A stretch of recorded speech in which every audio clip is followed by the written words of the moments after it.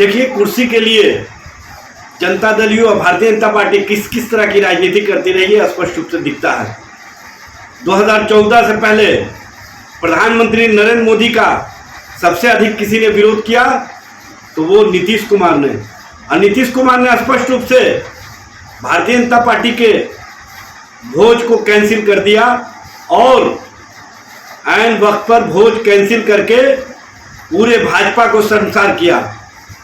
साथ ही साथ जो 5 करोड़ रुपए बाढ़ पीड़ितों के लिए गुजरात के मुख्यमंत्री के तौर पर नरेंद्र मोदी ने दिया, उसको भी वापस लौटाने का काम किया।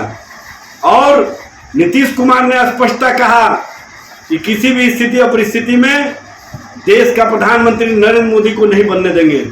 और बाद में 2015 में नरेंद्र मोदी ने जब चुनाव सभा में आए तो उन्होंने नीतीश जी के डीएनए पर सवाल खड़ा किया।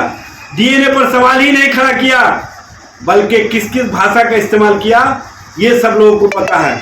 और उस समय नीतीश कुमार जी ने डीएनए के सवाल पर पूरे बिहार से नाखून और बाल कटवा करके ट्रक का ट्रक दिल्ली भेजवाने का काम किया। लेकिन आज स्थिति क्या है? सत्ता के लिए, कुर्सी के लिए फिर से नरेंद्र मोदी और नीतीश कुमार एक हो गए हैं। ये लोग सिद्धांत और विचार की राजनीति नहीं करते हैं, कुर्सी का राजनीति करते हैं और कुर्सी के लिए किसी हद तक समझौता कर सकते हैं। किस तरह से नीतीश जी ने कहा था कि मैं मिट्टी में मिल जाऊंगा लेकिन भाजपा के साथ नहीं जाऊंगा। भारतीय जनता पार्टी के संबंध में कहा था भारत जलाओ पार्टी, और नरेंद्र मोदी ने कहा था कि नीतीश कुमार के लिए हमेशा के लिए दरवाजे बंद। और जनता दल यू के संबंध में कहा था जनता का दमन और उत्पीड़न। आज भारत जलाओ पार्टी और जनता का दमन और उत्पीड़न करने वाली पार्टी एक होकर के कहीं ना कहीं बिहार के लोगों को और बिहार के आम आवाम को प्रताड़ित कर रही है। बिहार में अपराध का ग्राफ तेजी से बढ़ा है। बिहार में बच्चियों के साथ बलात्कार की घटनाएं हो रही हैं। सरकार मूक दर्शक बनी हुई है। बिहार में स्वास्थ्य व्यवस्था फेल है।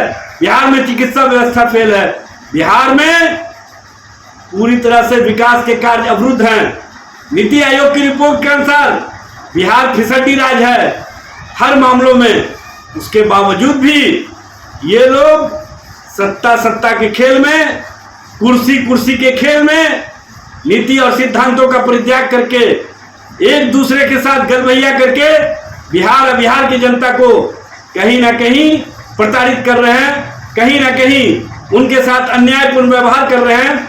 और 65% आरक्षण की व्यवस्था में 16% आरक्षण की चोरी करके जो पिछड़ा है, अति पिछड़ा है, दलित है, आदिवासी है, उनके साथ हकमारी कर रहे हैं। ये सरकार किसी भी स्थिति में किसी भी वर्ग के हितों के लिए काम नहीं कर रही है। इसलिए ऐसे सरकार के खिलाफ बिहार की जनता में जो रोष है, गुस्सा है, वो स्पष्ट रूप से दिख रहा है। और आने वाले समय में बिहार में तेजस्वी जी के नेतृत्व में बदलाव होगा। ये स्पष्ट रूप से बिहार की जनता का विश्वास और समर्थन दिख रहा है।